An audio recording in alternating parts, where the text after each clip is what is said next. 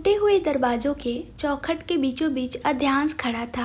उसकी आंखें गुस्से से लाल थी, मानो खून उतर आया हो। उसके हाथ की नसें फूल गई थीं, बाल बिखरे हुए थे। उसकी ऐसी हालत देखकर वहां मौजूद सबकी आत्मा डर से कांप उठी। लेकिन अश्वी को अध्यांश को देखकर अपनी टूटी हुई उम्मीद फिर से जीती हुई महसूस हुई। उस समय अध्यांश साक्षात यमराज लग रहा था, क्योंकि अध्यांश सिंह राजवंश कोई साधारण नाम नहीं था। बचपन से लेकर बड़ा होने तक हर कोई उसे जानता था। सबकी नज़रें अध्यांश पर टिकी हुई थी, लेकिन अध्यांश चारों ओर नज़रें घुमा रहा था, अश्वी को ढूंढते हुए। जब उसकी नज़र अश्वी पर पड़ी तो उसके खुद के कदम लड़खड़ा गए। जिस लड़की पर अध्यांश एक चोट भी बर्दाश्त नहीं कर सकता था, उसका पूरा शरीर उस समय चोटों से भरा हुआ था। जिस लड़की के शरीर में थोड़ा सा भी खून बहने पर अध्यांश की जान हलक में अटक जाती थी, उसे खून से लथपथ हालत में देखकर मानो किसी ने उसका दिल निकालकर हाथ में रख दिया हो, ऐसा महसूस हो रहा था। पाटिल की नज़र जब अध्यांश पर पड़ी तो उसकी पकड़ अश्वी से ढीली हो गई। पाटिल की पकड़ ढीली होते ही अश्वी ने उस मौके का फायदा उठाकर खुद को पाटिल से दूर कर लिया। अध्यांश को देखते ही कब से रोके हुए अश्वी के आंसू उसकी आंखों की सीमा पार करके बहने लगे। वह दौड़कर अध्यांश के पास जाना चाहती थी, उसकी बाहों में समा जाना चाहती थी, लेकिन उसके पैरों ने उसका साथ नहीं दिया। फिर भी अश्वी ने हिम्मत करके एक कदम अध्यांश की ओर बढ़ाया, लेकिन तभी जमीन पर बिखरे हुए कांच का एक टुकड़ा उसके पैरों में धंस गया, जिससे उसकी चीख निकल गई। वैसे भी वह बेहोश होने की कगार पर खड़ी थी। अध्यांश पहले ही देख चुका था कि जमीन पर कांच के टुकड़े बिखरे हुए थे, इसलिए जब अश्वी के कदम लड़खड़ाने लगे तो उसने तुरंत दौड़ लगाई और अश्वी के पास पहुंचकर उसे अपनी बाहों में उठा लिया और अपनी छाती में सटा लिया। तब तक न्याल, अंगद, दैविक, अथर्व, शमशेर भी त्रिशिका, निवांशी, आंसी और अधीरा को लेकर वहां पहुंच चुके थे। अश्वी को ऐसी हालत में देखकर वो भी घबरा गए। सभी लड़कियां डरकर सिसकियां लेने लगी। उसके पीछे पीछे उदय भी बहुत सारे बॉडीगार्ड्स को लेकर वहां आ गए। अजर्व ने उदय को फ़ोन करके सारी बातें बता दी थी, साथ ही ये भी बताया था कि अश्वी किस इलाके में है। इसलिए स्थिति की गंभीरता को समझते हुए उदय ने पहले ही अपने सभी बॉडीगार्ड्स को साथ ले आया था। अध्यांश की नज़र अब भी अपनी बाहों में बेहोश पड़ी अश्वी पर टिकी हुई थी। उसे इस हालत में देखकर अध्यांश खुद पर ही गुस्सा हो रहा था कि वह अश्वी को लेकर इतना लापरवाह कैसे हो सकता था, खासकर तब जब उसे पता था कि उनका दुश्मन ठीक उसके घर के दरवाजे पर खड़ा था। अध्यांश अश्वी को होश में लाने के लिए उसके गाल थपथपा रहा था, साथ ही जान जान आंखें खोलो कहकर उसे पुकार भी रहा था। वह बस एक बार यह स्पष्ट करना चाहता था कि अश्वी ठीक है या नहीं। अध्यांश के स्पर्श और आवाज़ का असर हुआ और अश्वी ने अपनी आंखें हल्की सी खोली, लेकिन होश में आने के बाद भी उसकी आंखें बमुश्किल खुल रही थीं। आंखें खोलकर जब अश्वी ने खुद को अध्यांश की बाहों में पाया तो उसे बहुत सुरक्षित महसूस हुआ। अश्वी को होश में देख अध्यांश ने तुरंत उसे गले से लगा लिया। उस समय उसका एक हाथ अश्वी के सर पर था, दूसरा हाथ उसकी पीठ पर। अश्वी को गले लगाने के बाद अध्यांश को उसके हाथों में कुछ अजीब महसूस हुआ, इसलिए उसने अपने हाथ उठाकर ऊपर देखा तो दोनों हाथ अश्वी के खून से रंगे हुए थे। अश्वी के खून से रंगे अपने हाथ देखकर अध्यांश के हाथ कांपने लगे। जिंदगी में पहली बार ऐसा हुआ था कि अध्यांश के हाथ कांपे हो।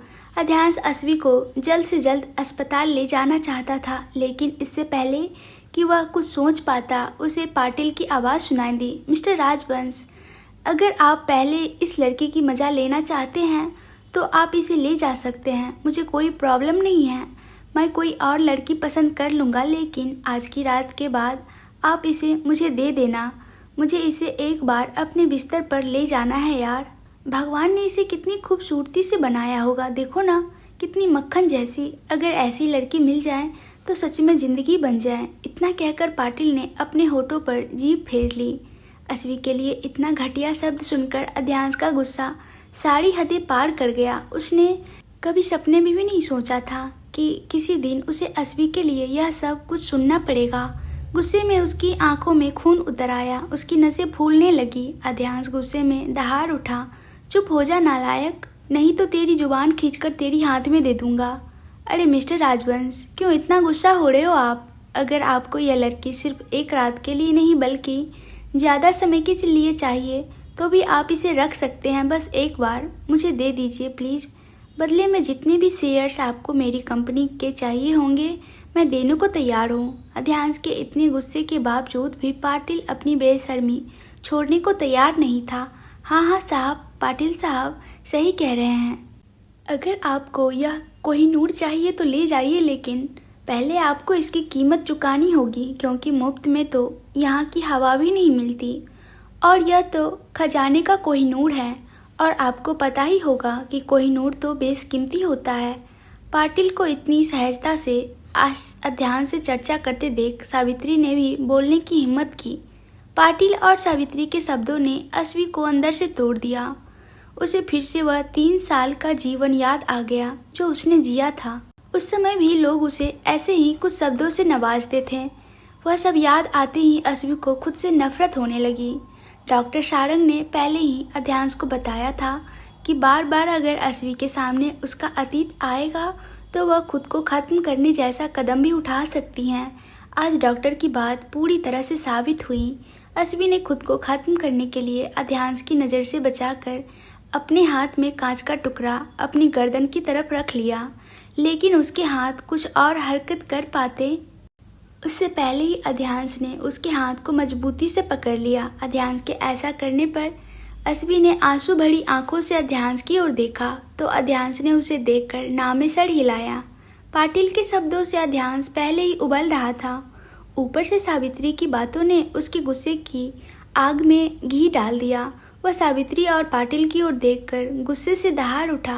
यह कोई साधारण लड़की नहीं है, यह अध्यांश सिंह राजवंश का अभिमान है। तुमने सही कहा पाटिल, यह एक कोहिनूर है, लेकिन इस कोठे का नहीं बल्कि अध्यांश सिंह राजवंश का। यह लड़की मेरी पत्नी है, मिसेस अस्वी अध्यांश सिंह राजवंश। यह नाम पूरे कमरे में गूंज उठा। पाटिल और सावित्री की हालत अध्यांश के उग्र रूप से बुरी हो गई थी। दोनों को अपनी मौत आंखों के सामने दिखाई देने लगी। सावित्री के आदमियों को तो पहले ही अस्वी ने मार मार कर अधमरा कर दिया था। अध्यांश गुस्से में पाटिल और सावित्री को अस्वी की पहचान बता रहा था। तभी अथर्व उसके पास आकर उसके कंधे पर हाथ रखता है, जिससे अध्यांश की नज़र उससे मिलती है। अथर्व ने वहां मौजूद अन्य लड़कियों की तरफ इशारा किया। उसके इशारे का मतलब समझते हुए अध्यांश ने देखा कि वहां जितनी भी लड़कियां थीं वो सभी 15 से 16 साल की ही थीं। अध्यांश ने तुरंत ही उदय को आवाज़ लगाकर उसके पास बुलाया और वहां मौजूद सभी लड़कियों को सुरक्षित स्थान पर ले जाने का आदेश दिया। अध्यांश ने आदेश का पालन करते हुए उदय ने तुरंत 3-4 बॉडीगार्ड्स की मदद से सभी लड़कियों को उस कोठे से बाहर निकाल लिया। उतना ही नहीं बल्कि उस पूरे रेड लाइट एरिया में जितनी भी औरतें और लड़कियां थीं सभी को अध्यांश के कहने पर बचा लिया गया। सभी लड़कियों को रेस्क्यू करने के बाद अध्यांश पाटिल, सावित्री और उनके आदमियों को वही सज़ा देना चाहता था, और वह भी ऐसी सज़ा कि लोग उससे मौत की भीख मांगे, लेकिन किसी को भी मौत नसीब ना हो। लेकिन फिलहाल पहले अस्वी को अस्पताल ले जाना जरूरी था। लेकिन अध्यांश ने अस्वी से अपनी नज़रें हटाकर थोड़ी दूरी पर खड़े न्याल की ओर देखा। अध्यांश की नज़रों को समझते हुए न्याल तुरंत उसके पास आया और अध्यांश की बाहों से अस्वी को लेकर अपनी बाहों में उठा लिया। अध्यांश ने अस्वी को देखते हुए सिर्फ इतना कहा, अस्पताल ले जा। अध्यांश की बात सुनकर न्याल ने हामी में सर हिलाया और अस्वी को अस्पताल ले जाने के लिए वहां से आगे बढ़ा। उसने जैसे ही एक कदम आगे बढ़ाया उसे लगा जैसे कोई उसे खींच रहा हो। न्याल ने नज़र घुमाकर देखा तो पता चला अस्वी ने अध्यांश का हाथ पकड़ लिया है। भले ही अस्वी में ताकत नहीं बची थी, फिर भी उसने अध्यांश का हाथ इतनी मजबूती से पकड़ रखा था कि न्याल भी पीछे खिंच गया। अपने हाथ पर अस्वी की पकड़ महसूस करते हुए अध्यांश ने उसकी ओर देखा तो उसे अस्वी की आंखों में एक उम्मीद दिखाई दी। उसकी नज़रों को समझते हुए अध्यांश ने प्यार से कहा, जान, आप अभी न्याल के साथ अस्पताल जाओ। आपको इलाज की ज़रूरत है, लेकिन मैं आपसे वादा करता हूँ कि होश में आने से पहले ही मैं आपके पास पहुँच जाऊँगा। मैं अभी आपके साथ अस्पताल आता, लेकिन पहले आपके गुनहगारों को सजा देना भी जरूरी है ना। भले ही अभी पूरी सजा ना दे पाऊँ, लेकिन अध्यान सिंह राजवंश का खौफ तो दिखाना ही होगा। इतना कहते हुए अध्यांश असवी के एक कदम करीब आकर झुका और उसके माथे पर प्रेम से किस किया। अध्यांश के होठों के स्पर्श को अपने माथे पर महसूस कर और उसकी बातों का अर्थ समझकर असवी ने अपनी पलके को झपकाकर अपनी सहमति जताई। अध्यांश ने प्रेम भरे नज़र उस पर डाली और न्याल को इशारा किया। न्याल तुरंत ही असवी को लेकर अस्पताल के लिए रवाना हो गया। न्याल के साथ साथ दैविक भी अधीरा, त्रिशिका और आंसी को लेकर वहां से निकल गया, लेकिन निवांशी वहीं रुकी रही। वहां का माहौल और अध्यांश का गुस्सैल रूप देखकर उसे भी डर लग रहा था, लेकिन वह यह देखना चाहती थी कि असवी को इस हालत में पहुंचाने वाले अपराधियों को अध्यांश क्या सजा देगा और उन्हें सजा देने के लिए किस हद तक जा सकता है। शायद उसे अध्यांश और असवी के रिश्ते की सच्चाई भी पता चल जाए। और वैसे भी असवी के साथ तो न्याल और आंसी थे ही जो उसे संभाल लेंगे। निवांशी ने नज़र उठाकर देखा तो कमरे के बीचों बीच पड़ी किंग साइज चेयर पर अध्यांश बैठा हुआ था और उसके पैरों में पाटिल और सावित्री उसके आदमी पड़े हुए थे। उन सब के लिए उस वक्त अध्यांश साक्षात यमराज ही था। अध्यांश खड़ा हुआ, अपनी बेल्ट निकाली और हाथ में लेकर पाटिल और सावित्री पर बेल्ट का कहर बरसाने लगा। सावित्री के आदमियों को अध्यांश ने अपने बॉडीगार्ड्स के हवाले कर दिया था। अध्यांश ने सजा देते समय स्त्री पुरुष का कोई भेदभाव नहीं किया। जितनी ताकत वह पाटिल पर बेल्ट बरसाता, उतनी ही तीव्रता से सावित्री को भी मारता। एक हाथ से दोनों को मारने पर भी अध्यांश के दिल को सुकून नहीं मिला, तो उसने शमशेर से दूसरी बेल्ट भी ले ली और दोनों बेल्टों से सावित्री और पाटिल पर कहर ढाने लगा। आधे घंटे तक पाटिल और सावित्री को बेल्ट से मारने के बाद अध्यांश रुका। अध्यांश के रुकते ही सावित्री बेहोश हो गई, लेकिन पाटिल तुरंत ही उसके कदमों में गिर पड़ा और उसके पैरों को पकड़कर बोला, रहम करो मिस्टर राजवंश, रहम करो। मुझे नहीं पता था कि वह आपकी पत्नी है। अगर मुझे पता होता तो छूने की बात तो दूर, मैं उनकी तरफ नज़र उठाकर भी ना देखता। मुझे माफ़ कर दो मिस्टर राजवंश। आज के बाद मैं किसी भी लड़की की तरफ नज़र उठाकर नहीं देखूंगा। बस एक बार मुझे माफ़ कर दो। अध्यांश की मार से पाटिल की हालत इतनी ख़राब हो गई थी कि वह सही से बोल भी नहीं पा रहा था, लेकिन फिर भी अपने जीवन की भीख मांगने के लिए वह अध्यांश के पैरों को पकड़कर उससे माफ़ी मांग रहा था। लेकिन अपनी स्वीट हार्ट के अपराधियों को इतनी आसानी से माफ़ कर दे, यह अध्यांश सिंह राजवंश की बात नहीं थी। अध्यांश को उस वक्त सिर्फ और सिर्फ खून से लथपथ असवी दिखाई दे रही थी, जो उसकी नज़रों के सामने ना होने के बावजूद भी बार बार उसकी आंखों के सामने आ रही थी। अध्यांश ने एक नज़र पाटिल को देखा और फिर नीचे झुककर उसका गला पकड़कर उसे ऊपर उठाया। तुझे क्या लगता है कि मैं तेरी माफ़ी मांगने पर तुझे माफ़ कर दूंगा और छोड़ दूंगा? अगर ऐसा सोच रहा है तो भूल जा, क्योंकि तूने मेरी जीवन की उस शख्स को छुआ है जिसकी तरफ मैं किसी की भी नज़र बर्दाश्त नहीं करता। और वैसे भी तेरे जैसे नीच लोग माफ़ी के लायक नहीं होते, बल्कि नर्क की यातनाएं भोगने के लायक होते हैं। और क्या कहा था तू? मेरी पत्नी को मैं तुझे दे दूं और बदले में तू अपनी कंपनी के शेयर्स देगा। हाँ, तेरी इतनी औकात है कि तू अध्यांश सिंह राजवंश की जान को खरीद सके। अध्यांश ने पाटिल को ऊपर उठाते हुए कहा। पाटिल तो अध्यांश की मजबूत पकड़ को देखकर ही ऐसा लग रहा था कि आज ही उसका अंत हो जाएगा, लेकिन जिस ताकत से अध्यांश ने उसका गला पकड़ा था, उससे उसे सांस लेने में भी तकलीफ हो रही थी। थोड़ी देर बाद अध्यांश ने पाटिल को छोड़ दिया, जिससे वह सीधा जमीन पर गिर पड़ा। अध्यांश ने काफ़ी देर तक उसका गला पकड़े रखा था, इसलिए आज़ाद होते ही उसे खांसी आ गई। साथ ही अध्यांश की बातों से उसका डर और भी बढ़ गया। पाटिल खांस रहा था, उसी समय अध्यांश ने उसके उसी हाथ पर पैर रखकर मसलना शुरू किया जिससे उसने असवी को पकड़कर खींचा था और थप्पड़ मारा था। अध्यांश की बेल्ट से पिटाई की वजह से पाटिल का शरीर पहले ही दर्द से जूझ रहा था और अध्यांश द्वारा उसके हाथों को मसलना उसके दर्द को और असहनीय बना रहा था। यही वो हाथ था ना जिससे तूने मेरी पत्नी को थप्पड़ मारा था? बोल, जवाब दे पाटिल। पाटिल का हाथ मसलते हुए अध्यांश ने गुस्से से कहा। पाटिल अपने द्वारा अस्वी के साथ किए गए कुकर्म के बारे में सोच ही रहा था कि तभी अध्यांश ने उसका वह हाथ काट दिया जिससे उसने अस्वी को थप्पड़ मारा था और उसके बालों को खींचा था। पाटिल को हाथ कटने से असहनीय दर्द हो रहा था और वह दर्द में जोर जोर से चीखने लगा। उसकी चीखों का असर न तो अथर्व, अंगद, शमशेर या अध्यांश पर पड़ा, लेकिन अंगद के बगल में उसका हाथ पकड़े खड़ी निवांशी के लिए यह दृश्य बेहद डरावना था। वह उससे देखा नहीं गया और उसने तुरंत अंगद की छाती में अपना सर छिपा लिया। अध्यांश उस वक्त अस्वी पर किए गए सभी अपराधों की सजा देना चाहता था, लेकिन उसे अस्वी से किया हुआ वादा भी निभाना था। इसलिए उसने शमशेर को आदेश दिया, इन सभी को नरकागार में ले जाकर उदय के हवाले कर दो। जब तक मैं वहां नहीं पहुंचता तब तक उन्हें इतनी यातनाएं दो कि ये मौत की भीख मांगने लगे, लेकिन ध्यान रहे किसी की मौत ना हो। और हाँ, सजा देते समय स्त्री पुरुष का कोई भी भेद न करना। जी राजा साहब। शमशेर ने तुरंत ही सर झुकाकर अध्यांश के आदेश स्वीकार कर लिया और बॉडीगार्ड्स को पाटिल, सावित्री और उनके सारे आदमियों को तुरंत घसीट कर ले जाने का आदेश दिया। शमशेर ने सभी को ले जाने के बाद अध्यांश भी अस्वी के पास जाने के लिए निकल पड़ा। उसके पीछे अथर्व और अंगद भी निवांशी को लेकर वहां से निकले। अध्यांश अस्पताल पहुंचने के रास्ते में ही था। तब तक डॉक्टरों की टीम ने अस्वी की जांच कर ली थी और ये अब अध्यांश के आने का इंतजार कर रहे थे। न्याल ने अध्यांश को फोन करके जल्दी आने को कहा, लेकिन उस वक्त अध्यांश अस्पताल से थोड़ी ही दूरी पर था, इसलिए उसने न्याल से कुछ नहीं कहा। कुछ देर में अध्यांश अस्पताल पहुंच गया। पहुंचते ही वह सबसे पहले अस्वी से मिलने गया। उसे देखने के लिए भले ही अस्वी बेहोश थी, लेकिन अध्यांश उसे देखकर अपने दिल को तसल्ली देना चाहता था।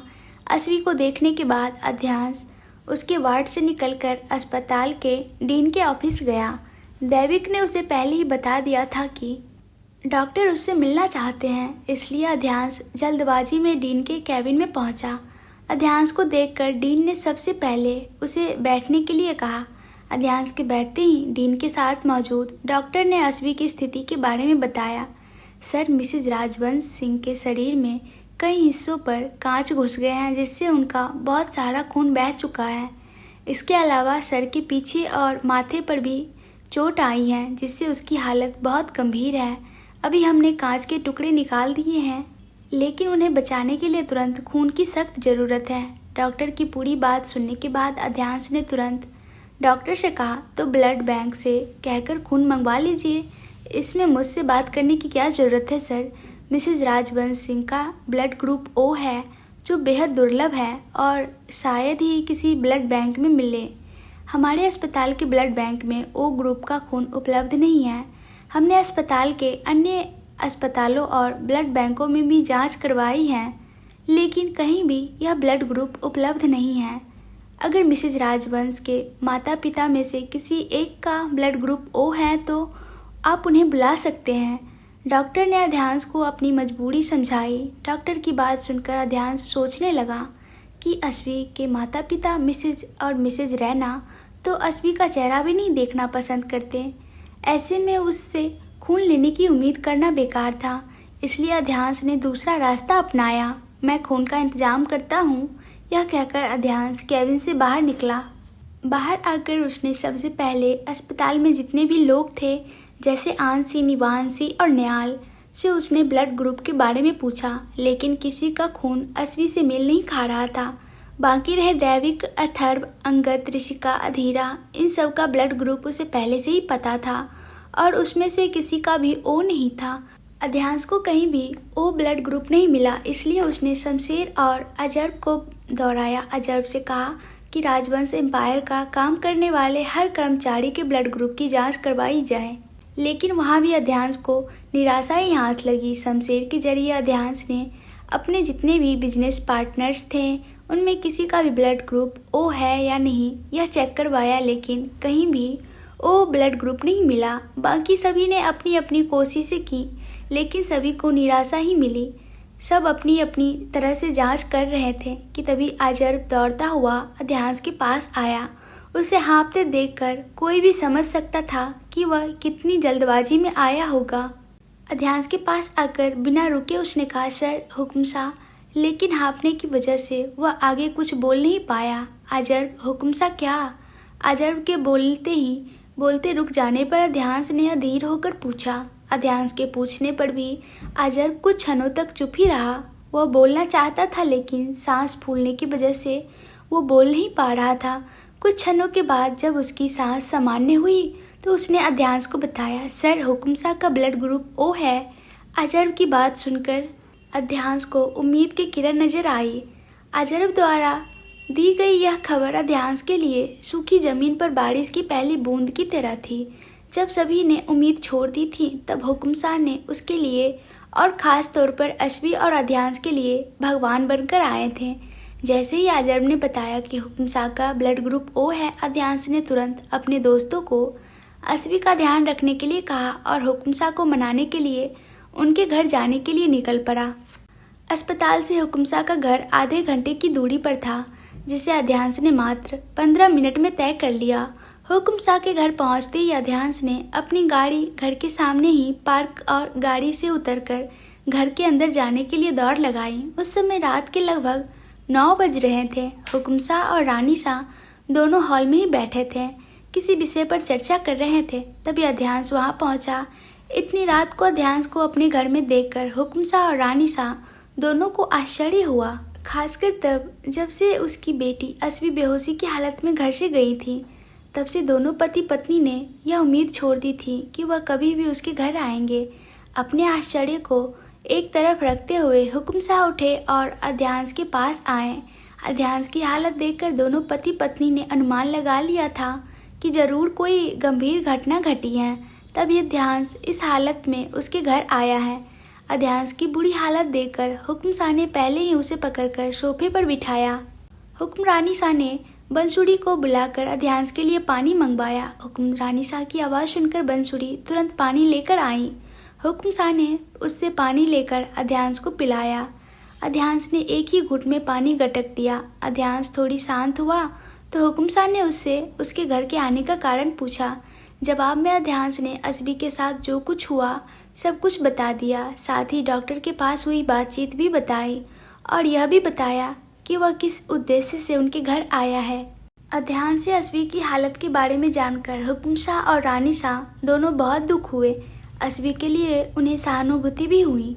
बंसुरी तो रो पड़ी। अध्यांश की मांग के बारे में सोचते हुए हुक्म सा ने जवाब दिया, मैं तुम्हारे साथ अस्पताल आने के लिए तैयार हूँ। मैं तुम्हारी पत्नी को खून भी दूंगा, लेकिन इसके बदले मैं तुम्हें एक बात माननी होगी। मान लो कि तुम्हारी पत्नी को बचाने के लिए मेरी एक शर्त है। आपकी शर्त क्या है यह मैं जान सकता हूँ? और मुझे आपकी हर शर्त मंजूर है। आप बस मेरी पत्नी मेरी अश्वी को बचा लीजिए। मैं आपके सामने हाथ जोड़ता हूँ। आप कहे तो मैं आपके चरणों को भी पकड़ने के लिए तैयार हूँ, लेकिन कृपया मेरी अश्वी को जीवन दान दे दे।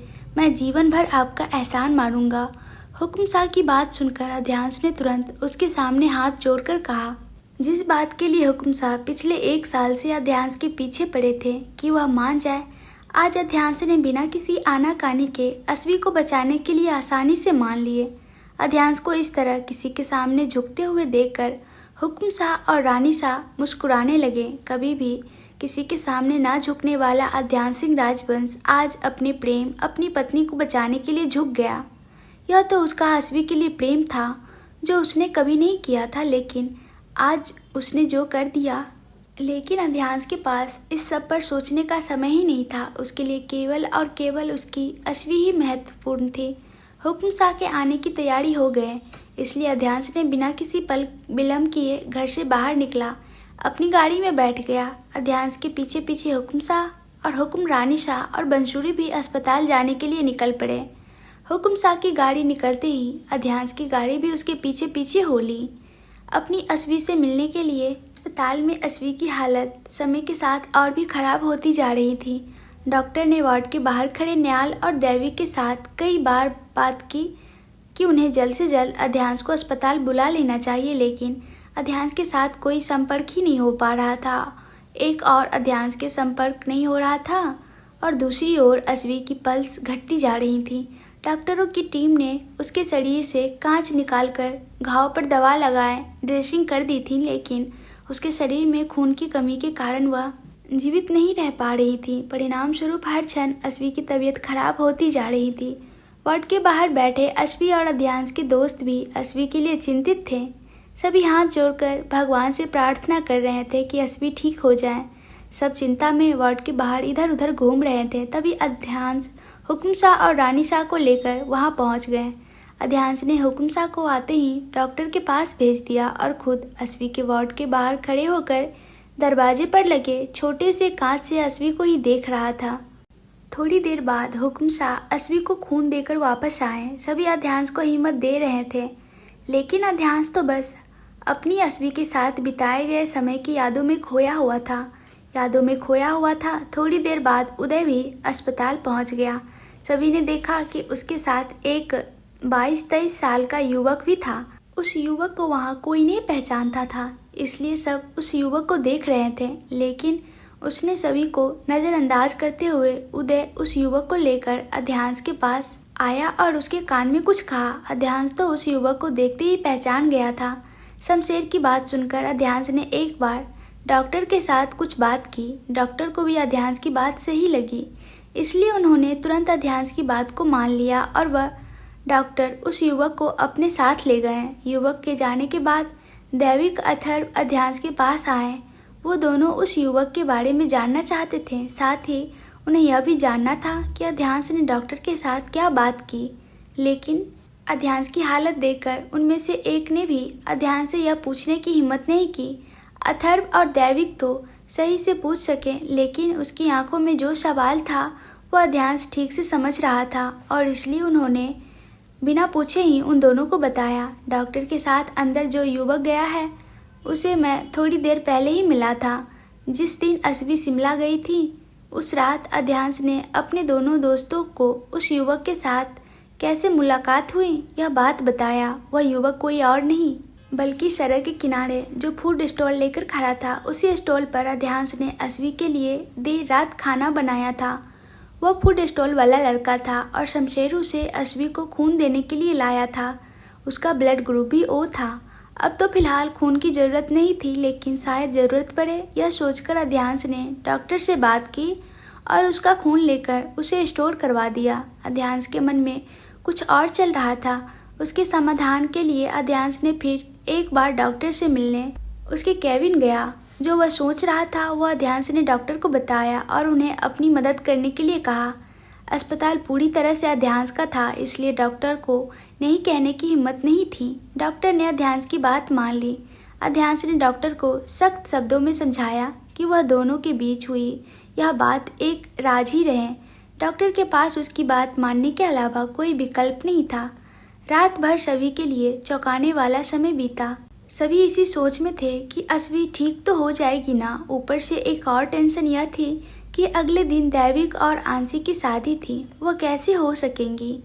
अश्वी को खून चढ़ाने के बाद डॉक्टर ने किसी एक व्यक्ति को अश्वी के पास रहने की अनुमति दी। अनुमति मिलते ही अध्यांश दौड़कर अश्वी के वार्ड में चला गया। आज फिर एक बार उसकी अश्वी का चेहरा मुरझाया हुआ था। जैसे अश्वी फिर हंसते हंसते मस्ती करते और जीवन जीने सीख रही थी, वही अचानक मुसीबत आ गई और उसे 5 साल पहले की जिंदगी में धकेल दिया गया। अध्यांश अश्वी के पास आया और एक स्टूल लेकर उसके सामने बैठ गया। मन भर कर अश्वी को देखकर उसने उसका हाथ अपने हाथों में लेकर उसके माथे पर प्यार से चूमा। अश्वी की चिंता की वजह से नींद तो उसके पास कहीं दूर ही चली गई थी।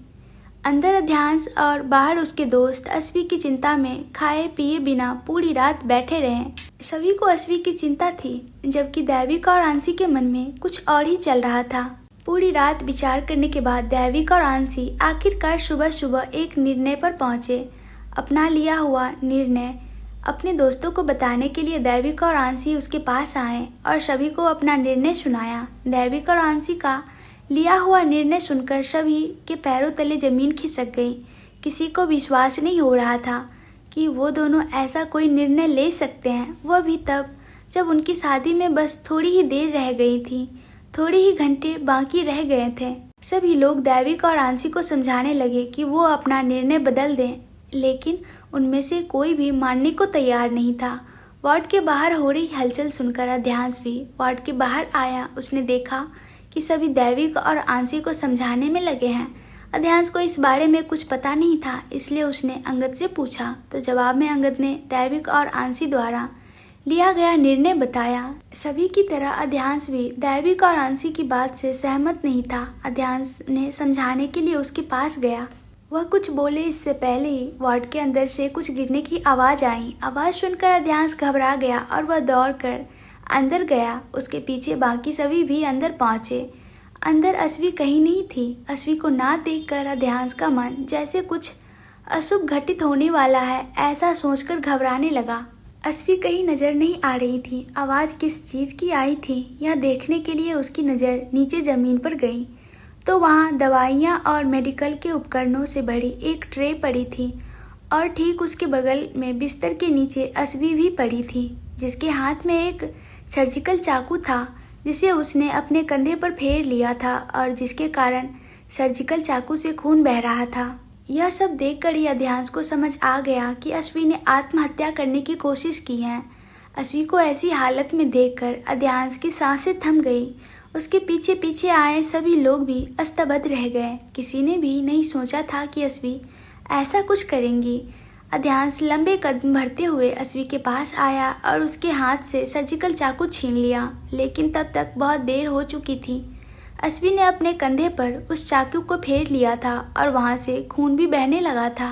धीरे धीरे असवी की आंखें भी बंद होने लगी थी। अध्यांश को असवी के इस कदम पर बहुत गुस्सा आया, लेकिन उससे भी ज़्यादा उसे खुद पर गुस्सा आया कि क्यों उसने असवी को अकेला छोड़ दिया। अध्यांश ने असवी को उठाकर बिस्तर पर लिटाया और डॉक्टर को ना बुलाने के लिए न्याल ने असवी का इलाज किया और बहते हुए खून को रोक दिया तथा उसके कंधे के कट पर ड्रेसिंग कर दी और उसे सोने का इंजेक्शन देकर सुला दिया। सभी लोग कल शाम से अस्पताल में थे, इसलिए अध्यांश ने सभी को लाड प्यार से वापस भेज दिया। अस्पताल में अध्यांश के साथ न्याल रुक गया। असवी ने आत्महत्या करने का प्रयास किया था, इस बात से ही अध्यांश का दिमाग फट रहा था। न्याल उसके मन की स्थिति को समझ रहा था, लेकिन वह भी अध्यांश को दिलासा देने के अलावा कुछ नहीं कर सकता था। असवी को सुबह सोने का इंजेक्शन दिया गया था, इसलिए वह दोपहर से पहले उठने वाले नहीं थी। अध्यांश ने कल दोपहर के बाद कुछ नहीं खाया, यानी पानी की एक बूंद भी नहीं पिया, इसलिए न्याल अस्पताल की कैंटीन में जाकर उसके लिए कॉफ़ी लेकर आया। अध्यांश ने तो कॉफ़ी पीने से मना किया, लेकिन न्याल ने उसे असवी की कसम देकर कॉफ़ी पिलाई। सुबह 7 बजे डॉक्टर असवी को चेक करने के लिए वार्ड में आए। तब अध्यांश ने उन्हें असवी की आत्महत्या के प्रयास के बारे में बताया। अध्यांश से पूरी बात जानने के बाद डॉक्टर ने एक बार असवी को चेक कर लिया और फिर असवी की मेडिकल कंडीशन के बारे में बताते हुए डॉक्टर बोले, मिस्टर राजवंश, लास्ट टाइम जब आप मिसेज राजवंश को लेकर आए थे तब मैंने आपको सलाह दी थी कि जितना हो सके राजवंश को उसके अतीत से दूर रखें, नहीं तो उसकी मानसिक स्थिति बिगड़ सकती है, जिसके कारण वह खुद को ख़त्म करने जैसा कदम भी उठा सकती हैं।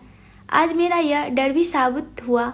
कल मिसेज राजवंश के साथ क्या हुआ मुझे नहीं पता, लेकिन मैं यह निश्चित रूप से कह सकता हूँ कि मिसेज राजवंश का अतीत एक बार फिर उसके ऊपर भारी पड़ गया है और यही कारण है कि मिसेज राजवंश मानसिक आघात में चली गई हैं। थोड़े समय बाद उन्हें होश आएगा, लेकिन होश में आने के बाद भी अगर वह खुद की जान लेने की कोशिश करती हैं तो इसमें कोई आश्चर्य नहीं होगा। डॉक्टर, इसका कोई इलाज नहीं है। डॉक्टर से असवी की कंडीशन के बारे में जानने के बाद अध्यांश ने डॉक्टर से पूछा, मिस्टर राजवंश, मानसिक आघात के मरीज को दवा से ज़्यादा प्यार और सहारे की आवश्यकता होती है, परिवार के साथ रहने की आवश्यकता होती है। इसलिए मैं आपको यही सलाह दूंगा कि जब मिसेज राजवंश होश में आए तब उन्हें आपका प्यार दे। अगर संभव हो तो 24 घंटे कोई न कोई उनके साथ रहे, ऐसा कुछ करे, उन्हें अकेला ना छोड़े, उसके मन को किसी न किसी गतिविधि में व्यस्त रखें। अगर वह अकेली पड़ गई या उसका मन विचारों में उलझ गया तो यह उसके लिए खतरनाक साबित होगा। इसलिए जितना संभव हो उन्हें व्यस्त रखें। और हाँ, सबसे महत्वपूर्ण बात, उसकी नज़रों के सामने ऐसा कुछ ना आने दे जो उन्हें उनके अतीत की याद दिलाए। अध्यांश ने पूछने पर डॉक्टर ने असवी के लिए क्या करना है और क्या नहीं, यह सब डिटेल बताया और दूसरी मरीज को चेक करने के लिए वार्ड से बाहर निकल गए। अस्पताल में असवी के वार्ड का माहौल उदासी से भरा था। वही हवेली में तनाव भरा माहौल था। दैविक और आंसी हवेली में पहुंचते ही आंसी के माता पिता को कुछ दिनों के लिए शादी टालने की बात कह रहे थे। साथ ही इस काम के पीछे का कारण भी बताया। अस्वी के साथ जो कुछ भी हुआ और उसके बाद उसकी बिगड़ती हालत के बारे में जानकर आंसी के माता पिता भी दैविक और आंसी के निर्णय से सहमत हो गए। दैविक ने अपने दादा दादी और राजवंश परिवार को भी शादी के कुछ समय के लिए कैंसिल होने के बारे में बताया, लेकिन शादी कैंसिल करने का कारण नहीं बताया। लेकिन अस्वी की असलियत अभी तक अध्यांश ने राजवंश परिवार को नहीं बताई थी और दैविक अस्वी और अध्यांश के रिश्ते के बारे में बताकर अध्यांश के लिए तनाव नहीं बढ़ाना चाहता था। अध्यांश को तो दैविक और आंसी के निर्णय के बारे में अस्पताल में ही पता चल गया था, इसलिए उसने सभी को आज दिन भर हवेली में रुकने को कहा। साथ ही उसने अस्वी के लिए डॉक्टर से हुई बातचीत और डॉक्टर द्वारा दी गई सलाह के बारे में भी बताया। अपनी बात करने के बाद अध्यांश ने सभी से अपने साथ नंदी हिल्स वाले अस्वी के मैंसन में शिफ्ट होने के लिए पूछा। थोड़ी ही समय में सभी को अस्वी के साथ एक लगाव सा हो गया था, इसलिए अस्वी के लिए किसी ने अध्यांश को ना ही कहा। दैविक और आंसी की शादी कैंसिल होने की बात अमन और पाखी को भी पता चल गई। हालांकि शादी कैंसिल होने के कारण अभी तक दोनों में से किसी को भी नहीं पता चला था, इसलिए दोनों ने राजस्थान वापस जाने के लिए पैकिंग करना शुरू कर दिया। वैसे भी दोनों को किसी से कोई मतलब नहीं था। शादी हो या न हो, इससे दोनों को कोई फर्क नहीं पड़ता। दोनों तो अपने अपने मकसद को पूरा करने के लिए शादी में आए थे। पाखी अध्यांश को फंसाने का प्रयास कर रही थी, जबकि अमन अस्वी को परेशान करने की मंशा लेकर आया था। अध्यांश ने अपने दोस्तों को आज शाम तक अस्वी मैंसन में ही शिफ्ट होने की बात बता दी थी, इसलिए सभी ने अपने अपने पैकिंग कर ली। अध्यांश ने भी आजर्व को बताकर अस्वी मैंसन में सभी के लिए कमरे साफ करवा दिए। बस अब इंतजार करने की बारी थी अस्वी के होश आने का। जैसे जैसे नींद के इंजेक्शन का असर कम होता गया, वैसे वैसे अस्वी को धीरे धीरे होश आने लगा। अस्वी ने धीरे धीरे आंखें खोलते ही अस्वी ने देखा कि अध्यांश उसके सामने खड़ा। उसे होश में आया देखकर अध्यांश की आंखें चमक गईं। हालांकि अस्वी ने आत्महत्या का प्रयास किया था, इसलिए अध्यांश उससे नाराज था। लेकिन अस्वी की तबीयत को ध्यान में रखते हुए उसने अपनी नाराजगी को एक तरफ रखकर अस्वी पर ध्यान केंद्रित किया। होश में आते ही अस्वी की नज़र अध्यांश पर गई। उसने देखा कि अध्यांश ने उसका हाथ मजबूती से पकड़ा हुआ था और वह बस उसे ही देख रहा था। अस्वी को यह सब याद था कि उसके साथ क्या हुआ था और सुबह होश में आने के बाद उसने क्या किया था। यह सब याद करके अस्वी ने भावहीन चेहरे के साथ अध्यांश की तरफ देखा और पूछा, मुझे क्यों बचाया? अस्वी ने होश में आकर बिस्तर पर एक पल के लिए अध्यांश की तरफ देखा, लेकिन फिर तुरंत अपनी नज़रें फेरकर सीलिंग की ओर देखने लगी और ऐसे ही उसने भावहीन चेहरे के साथ अध्यांश से सवाल किए, मुझे क्यों बचाया? पहले तो अध्यांश को समझ नहीं आया कि अस्वी क्या कहना चाहती हैं, लेकिन जब उसे समझ में आया तो उसने भी अस्वी से सवाल किया, क्या बोल रही है आप? क्यों बचाया मतलब? अगर आपको नहीं बचाता तो मैं भी मर जाता। आपको पता है आपको खून में सना देखकर मेरी क्या हालत हो गई थी। एक पल के लिए मेरे लिए जीना मुश्किल हो गया था और आप मुझसे पूछती हो कि मैंने आपको क्यों बचाया। अध्यांश अस्वी पर गुस्सा नहीं करना चाहता था, लेकिन अस्वी का आत्महत्या का प्रयास और होश में आने के बाद तुरंत ऐसा सवाल करना जिससे अध्यांश को गुस्सा आ गया और इसी कारण उसने अस्वी से बातचीत करते समय अपना स्वर थोड़ा ऊंचा कर लिया। लेकिन परिस्थितियों को और बिगड़ने से पहले ही उसके पीछे खड़े निहाल ने उसके कंधे पर हाथ रखकर उसे शांत रहने के लिए कहा। धीरे धीरे अध्यांश ने अपने गुस्से को कंट्रोल किया, तब फिर अस्वी के शब्दों से उसे फिर से उत्तेजित कर दिया। लेकिन अब मैं आपके लायक नहीं रही, मैं मर चुकी हूँ। किसी ने खराब इरादे से मुझे छूकर मुझे खराब कर दिया है। मैं गंदी हो गई हूँ।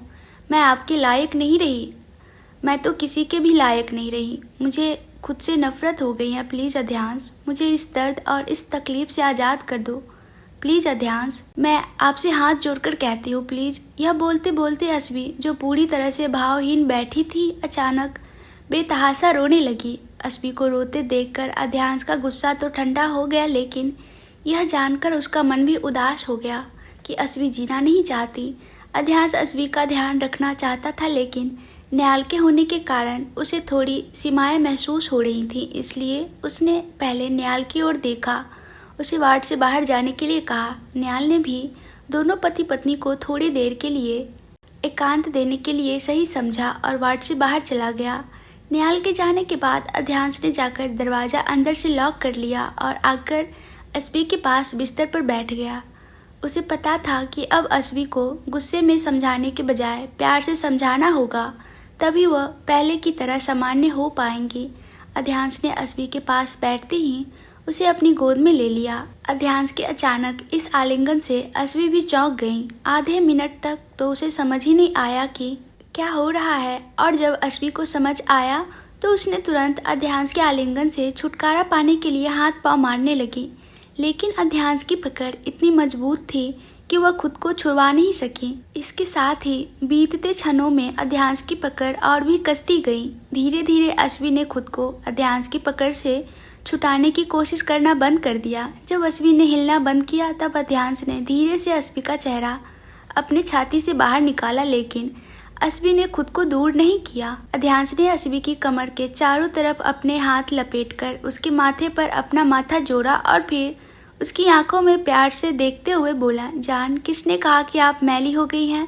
और ऐसी बात आपके दिमाग में आई कैसे? मैंने गलत क्या कहा इसमें? सच तो है ना?